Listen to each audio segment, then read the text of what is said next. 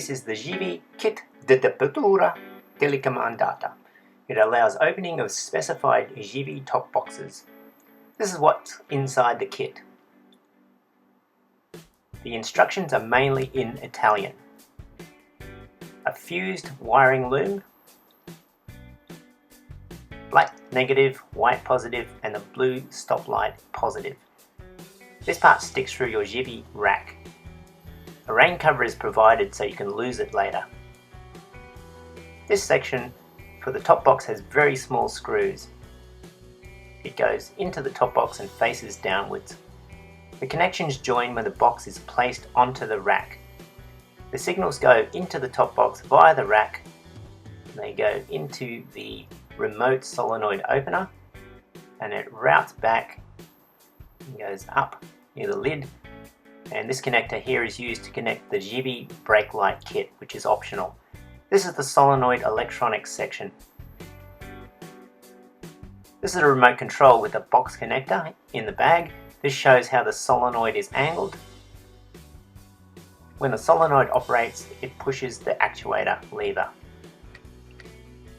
The lever pushes the latch via the hole which is drilled through the box. Inside the box we remove 4 screws. The key latch mechanism comes off. The remote solenoid can bypass the key lock section. The latch has a spring mechanism. The solenoid pushes the actuator outwards. The actuator lines up with this section of the latch. The latch mechanism is sprung, as you can see. A hole in the box allows the actuator to press through to the latch. The remote module cannot be attached until a hole has been drilled. A hole is drilled at the marked position, so it's right there. We start with a small pilot hole and gradually increase it, and then we finish off with a 1/4 inch hole. We reassemble the whole thing using the original screws. Make sure that the base of the module box is engaged in the box location tab at the bottom of the top box. That's because only the 2 top screws hold the remote box in place.